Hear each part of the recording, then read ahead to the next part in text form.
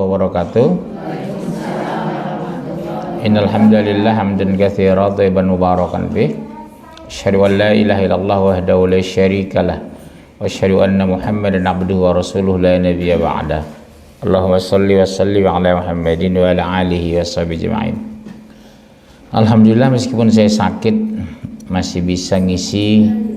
Mudah-mudahan hidup yang diberikan Allah kita maksimalkan, mengejar, mencari, mencapai ridhonya. Karena hidup sebentar dan sekali, ya, hidup ini sebentar dan sekali. Di akhirat itu yang kekal, khalidina fiha abada, selama-lamanya. Rugilah orang gak serius mengkaji Quran. Mengkaji Quran hukumnya fardu ain. Kalau salat tahajud hukumnya sunnah, salat duha hukumnya sunnah, Senin Kemis hukumnya sunnah, sedekah hukumnya sunnah, tapi malas ngaji. Iya, kayak kemarin kan pertemuan kita pertama dulu kan 46 orang saya itu, kedua menurun menjadi 16, ini menjadi kurang lagi. Di rumah ngapain jam gini? Suami sudah kerja, cucu belum bangun, mantu masih tidur, ya. Padahal kewajiban kita untuk ilmu Al-Quran itu. Tempat gratis, ustadznya gratis, makan gratis. Di Jakarta itu kita tempat bayar, ustadz bayar, makan bayar, minum bayar. Iya, saya di Rawamangun itu. Begitu kita datang dimintai uang itu 100-200 ribu, betul Bu, masih mau orang. Di Bekasi ini semua gratis, belum tentu mau. Seperti malam Ahad saya bilang, bawa. Tema hari ini sabar terhadap perilaku manusia. Karena cenderung kadang kita punya teman tapi ngomongin orang, kita kadang enak lihatnya. Punya teman menjelekkan mertua walaupun mertuanya sudah jelek. Punya teman menjelekkan suami, suaminya sudah kerja keras bekerja, masih udah jelek-jelekin. Sabar terhadap perilaku manusia, kita jangan melakukan itu. Satu, menahan hawa nafsu. Jadi kita bisa menahan diri ketika orang ngomongin orang, keluarganya. Dua kemungkinan, ibu tegur, kedua ibu tinggalkan. Ya, ditegur, Bu, jangan Bu, dosa besar Bu. Enggak juga, ibu tinggalkan, maaf Bu, saya buru-buru ya Bu, saya mau ke Jerman.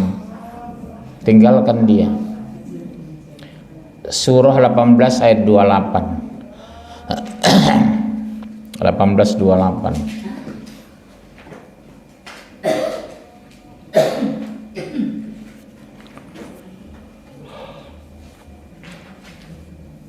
Dan bersabarlah kamu bersama dengan orang-orang yang menyusuhannya di pagi dan senja hari dengan mengharap keridhoannya. Dan janganlah kedua matamu berpaling dari mereka karena mengharapkan perhiasan kehidupan dunia ini.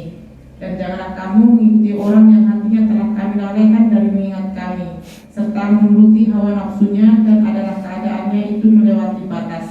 Artinya apa Bu? Kalau orang melakukan dosa setiap hari, gak usah berteman dengan dia. Hari-harinya ngomongin orang, gak usah. Hindari orang seperti itu. Jauhi orang seperti itu. Cari teman yang rajin baca Quran, yang orangnya jujur, yang mencintai suami, yang menyayangi anak, memuliakan tetangga dan tamu. Itulah wanita yang muslimah. Bu, satu hal di Indonesia saya lihat, banyak orang belum bisa muliakan tamu. Tahu Ibu arti muliakan tamu itu? Kalau jam makan, wajib kita kasih makan loh Bu. Kalau enggak, jangan terima tamu di jam makan. Kalau nginep di rumah, siapkan anduknya, odolnya, sikat giginya, selimutnya, makan malamnya. Ibu kira sederhana terima tamu dalam Islam itu? Enggak Bu.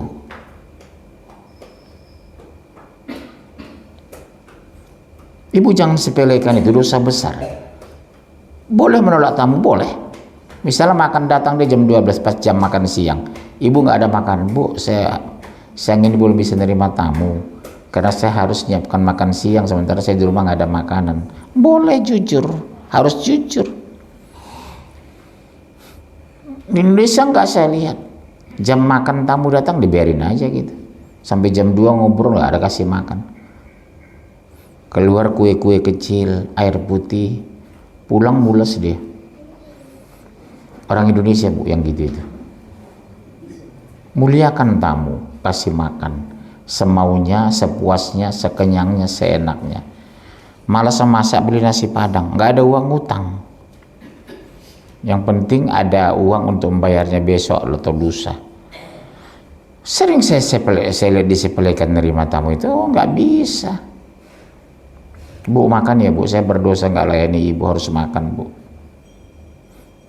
Ibu makan pakai apa? Sop kambing, sop biri-biri, sop entok, sop kura-kura. Beli, kasih makan. Ya, atau jangan terima tamu. Tamu nginap, selimut nggak siapin, tempat tidur nggak jelas, kasur sudah 3 bulan nggak dijemur, gulingnya bau apak, bantal bau jigong. Cek itu Bu. Saya tanya istri saya datang tamu, saya naik ke atas itu, saya cek kamar, saya lihat guling, saya lihat bantal, saya bilang ganti spray, ganti bantal guling, ganti sarung. Saya turun ke lapangan Bu kalau ada tamu itu, karena kewajiban saya. Kalau ada tamu itu mana bisa saya hidup tenang gitu. Saya panggil istri semua. Biasa ada tamu saya 2 orang. Dia jam makan di rumah loh itu. Makan pakai apa? Biasanya pulangnya sore. Jam 4 apa snacknya kita bikin? Snacknya buah atau apa? Kalau enggak usah terima tamu. Indonesia saya lihat sepele itu. Masa bodoh lah. Kalau saya enggak, ini istri saya masih hidup ini. Asal mau ada tamu saya, heboh saya itu. Oh iya, saya tahu ada loh, makan siang di rumah kita. Apa makannya kita bikin? Menunya apa ya? Ikan, daging, sop. Biasanya pulang sore itu, jam 4, jam 5, apa kita bikin snacknya? Ini ya cuek aja Bu. Kasih agar-agar. Gembung dia pulang dari rumah. 2 hari meninggal gara-gara Ibu. Iya Bu, Ustaz lain gak mau kan ngomong kayak gini nih. Pernah gak Ustaz ngomong gini?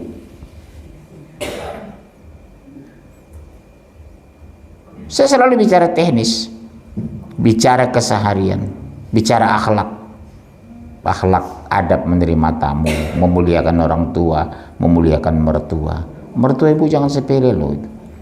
Di rumah kasih makan enak, tempat yang bagus. Karena dia orang tua pasangan Ibu, orang tua suami. Jangan bilang mertua saya Pak kalau di rumah makannya banyak. Biar aja. Ya Bun ya. Kita harus beda dengan orang lain, harus berakhlak terhadap mertua, terhadap tetangga, terhadap orang tua, terhadap sahabat. Ada rezeki dibagi. Ibu nurunkan durian sepanci, belum tentu dibagi orang. Kembang kempis hidung orang mencium, duriannya nggak nyampe-nyampe. Berdosa kita. Apalagi kalau oleh-oleh itu kita turunkan dilihat tetangga. Mbok pulang dari Jawa bawa makanan, jelas kita lihat nggak diantar. Nunggu, saya kadang nunggu ada diantar nggak gitu. Sehari, 2 hari, 3 hari, hari keempat baru diantar. Syukur ya Allah masih ingat. Kasih gula beliau 2 kilo. Iya. Kalau enggak, jangan turunkan di depan tetangga, dilihat tetangga. Jangan turunkan oleh-oleh di depan tetangga, ada di luar. Ya, kalau bawa mobil masukkan ke garasi, di garasi diturunkan makanan itu. Ini tetangga udah melihat gula 20 kilo, dikirim 1/4. Bikin sakit hati, loro hati. Ya, contoh aja. Yang kedua, memaafkan kesalahan orang lain. Ini Ibu paling susah loh. Enak aja maafin, sakit Pak hati ini. Dosa Ibu ribuan per hari dimaafkan Allah. Kok maafkan kesalahan orang aja satu nggak mau, nggak ikhlas. Terutama wanita loh Bu itu, nggak ada maaf, enak aja dia itu. Pada akhlak seorang muslim itu memaafkan kesalahan orang lain. Surat 7 199 42 40. 199 surah 42 ayat 40. Jadilah engkau pemaaf dan suruhlah orang mengerjakan yang ma'ruf, serta berpalinglah daripada orang-orang yang bodoh. Coba lihat Bu, jadilah pemaaf. Diminta atau tidak diminta. Dalam hati sudah kita maafkan, saya maafkan ya Allah. Engkau maafkan dosaku sekian banyak, dia cuma satu kok kesalahannya. Tapi cenderung kan ibu-ibu enggak ada maaf. Dia sudah menyakiti saya, sakit itu di sini kan. Enggak mungkin di sini. Maafkan, minta atau tidak diminta. Ya. Yang kedua 42 40. Dan balasan suatu kejahatan adalah kejahatan yang serupa. Maka barang siapa memaafkan dan berbuat baik, maka pahalanya atas tanggungan Allah. Sesungguhnya dia tidak menyukai orang-orang zalim. Coba lihat Bu, pahalanya atas tanggung jawab Allah. Artinya apa? Betapa besar pahalanya memaafkan orang, diminta atau tidak diminta. Walaupun dia nggak datang minta maaf, maafkan aja dalam hati. Ya Allah, aku maafkan kesalahannya ya Allah. Kemarin memang menyakitkan, menyinggung perasaan. Ya, penyakit hati itu Bu, kalau susah maafkan orang itu. Ada masalah. 3, suka mendengarkan nasihat. Orang beriman itu senang mendengar nasihat. Bukan sebel, bukan benci dinasihati. Tapi ada adab dalam menasihati dalam Islam. Adab menasihati dalam Islam. 1, ikhlas karena Allah. 1, adab menasihati dalam Islam itu ikhlas karena Allah, bukan karena sentimen dan kebencian. Udah Bu, ikhlas karena Allah. Dalilnya 103 1-3.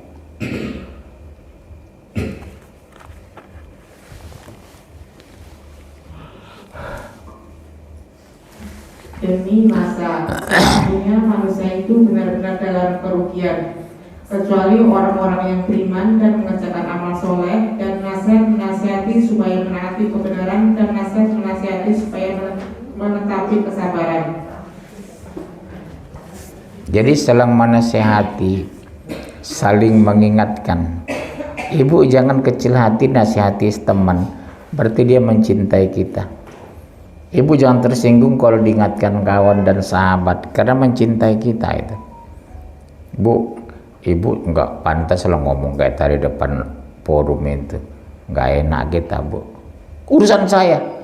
Ya udahlah Bu kalau gitu. Karena sayang dia sama kita. Nggak mau kita dibully orang, karena dia sahabat kita, sahabat dia. Diingatkanlah kita, Bu jangan ngomong gitulah Bu depan orang, nggak enak. Ya Bunda ya, saling mengingatkan kita, karena kita manusia biasa, kadang khilaf, kadang lepas ngomong, kadang lupa diri. Disitulah fungsi sahabat itu. Sudah berlalu baru diomongin. Jangan lain kali, jangan ya Bu ngomong gitu, nggak enak kita sama orang. Nanti kita jadi omongan lagi. Apalagi Bu istri RT. Ya Bu Ongko. Kemudian kedua, bersabar dalam menasehati.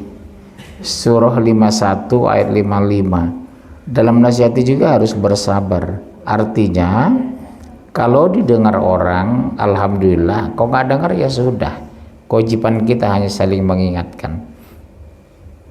Jadi jangan sampai Bu nyesal, percuma aja saya nasihati, nggak pernah dengar kok gitu. Sabar aja. Ya. Kita udah dapat pahala Bu. Bersabar dalam menasehati. 51 55. Dan tetaplah memberi peringatan, karena sesungguhnya peringatan itu bermanfaat bagi orang-orang yang beriman. Jadi saling apa Bu? Saling mengingatkan. Bu Ongko nggak nyatat?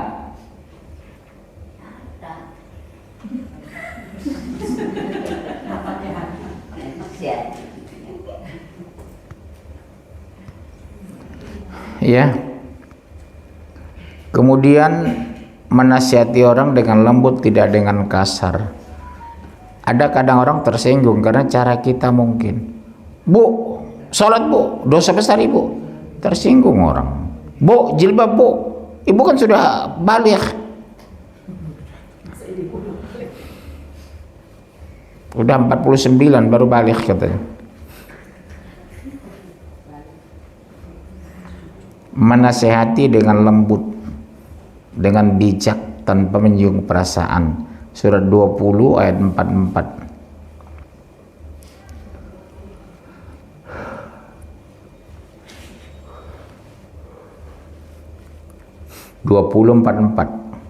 Maka berbicaralah kamu berdua kepadanya dengan kata-kata yang lemah lembut. Mudah-mudahan ia ingat atau takut.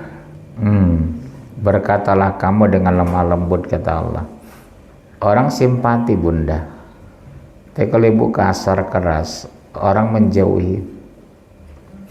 Ya, orang menjauh dari kita nanti. Kalau kita terbiasa ngomong kasar, ngomong keras, orang tersinggung, sakit hati, luka hati, loro hati. Ya bun. Tapi kalau kita ingatkan dengan lembut, dia merasa nyaman. Bu, sholat bu, nggak enak bu, nggak sholat. Udah kewajiban kita loh bu. Jadi nggak membentak, nggak menyakiti, nggak menyinggung perasaan. Mengajak, membujuk, menasehati, bukan mendikte. Kemudian menasihati sesuai syariah.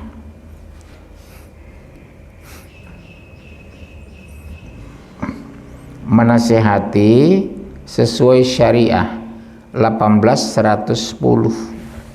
Astagfirullah. 18.110.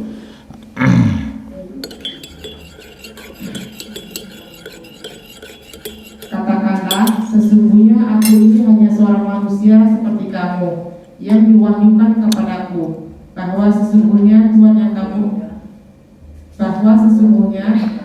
kamu itu adalah Tuhan yang esa. Barang siapa mengharap perjumpaan dengan Tuhannya, maka hendaklah ia mengerjakan amal soleh dan janganlah ia mempersekutukan seorang pun dalam beribadah kepada Tuhannya. Sekali saja ibu syirik, semua amal hapus bu. Percaya tangan gatal mau dapat rezeki, pak tangan gatal pak mau dapat rezeki, mata berkedip mau nangis, burung gagak di genteng bunyi mbah mau meninggal di Purwokerto. Pokok, jangan-jangan mbah meninggal bener. Kan sering kan orang Indonesia seperti itu, kecuali saya. Tangan gatal mau dapat rezeki, pak tangan mama gatal. Padahal karena kurapan. Burung gagak di genteng. Mau itu, mata berkedip terus, mau nangis katanya. Jadi sederhana kok dengan ucapan, dengan perbuatan, dengan hati. Menghapuskan semua pahala. Ibu beribadah udah 47 tahun. 0 kembali. Kalau ibu meninggal 0 pahala, 0. Habis.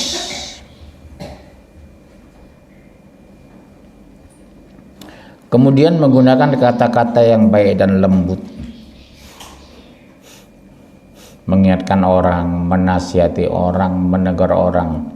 Menggunakan kata-kata baik dan lembut. Jadi orang tidak tersinggung walaupun tujuan kita baik.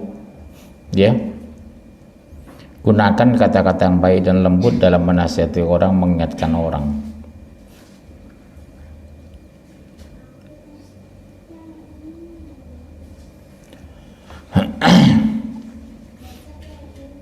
Berikutnya tabayun.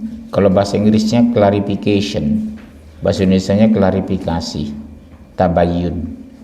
Jadi ibu mendengar cerita, mendengar gosip, mendengar omongan, jangan langsung percaya, cari dulu.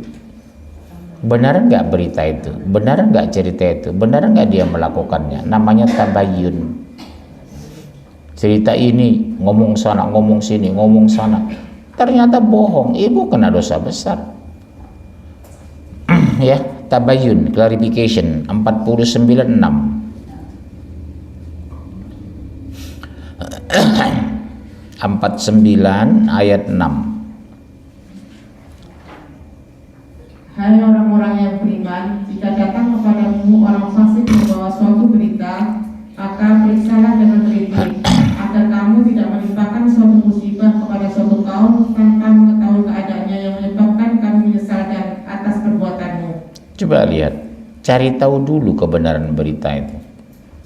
Selidiki dulu apakah ini bohong, apakah ini fitnah, apa ini gosip.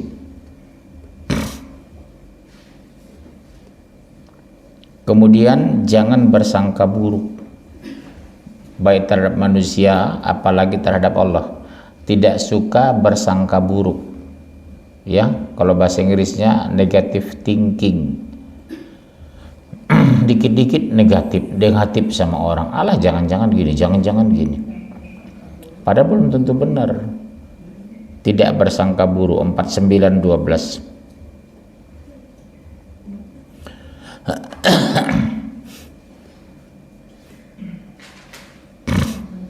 Hai orang-orang yang beriman, jauhilah kebanyakan dari prasangka. Sesungguhnya sebagian prasangka itu adalah dosa. Dan janganlah kamu mencari-cari kesalahan orang lain, dan janganlah sebagian kamu menggunjing sebagian yang lain. Sukakah salah seorang di antara kamu memakan daging saudara yang sudah mati, maka tentulah kamu merasa jijik kepadanya. Dan bertakwalah kepada Allah, sesungguhnya Allah Maha Penerima Taubat lagi Maha Penyayang. Coba lihat, mencari-cari kesalahan orang, bergunjing tentang orang. Ternyata dosanya sama dengan makan bangkai saudaranya sendiri. Bu Tami pernah makan paha tetangga di sop. Makan tangan orang direbus, enggak kan? Pasti jijik kita. Begitulah jijiknya kita ngomongin saudara itu. Biasanya begitu, Bu. Ipar yang sering jadi korban. Ipar, mertua perempuan. Oh, mertua saya, Pak, kalau ke rumah tiduran di sofa. Biar aja, yang punya sofa itu kan mertua, anaknya yang beli itu. Ya, enak aja dasar orang kampung, Pak, mertua saya dari Garut. Kenapa, Bu? Tiduran di sofa saya mahal. Yang belikan uang anaknya.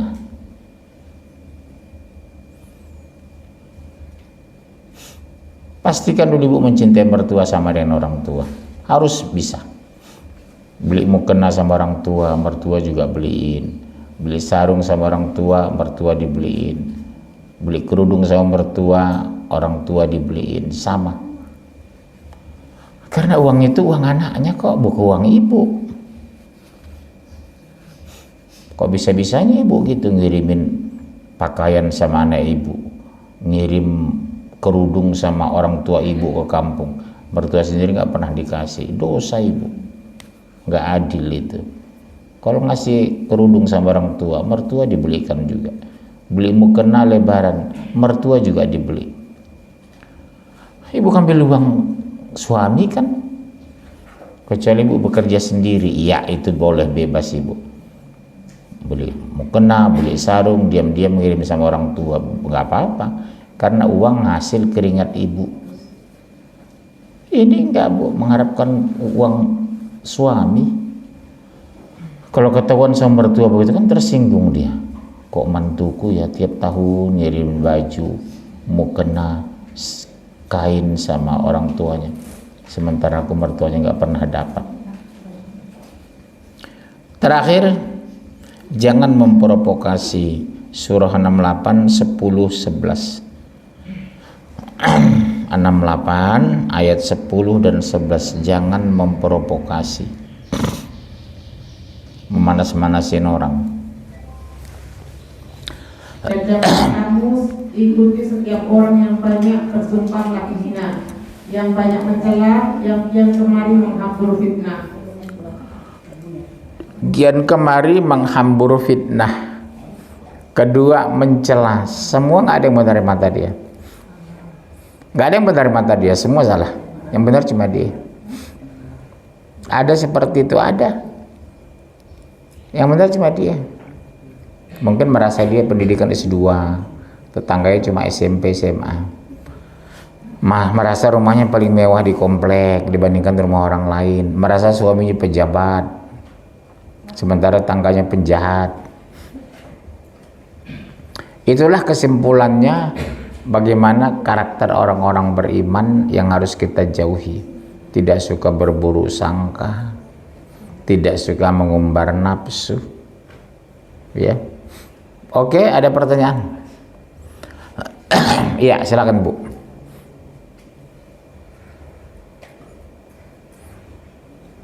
Ada pertanyaan? Subhanakallah bihamdika asyhadu an la ilaha illa anta astaghfiruka wa atubu ilaik. Assalamualaikum warahmatullahi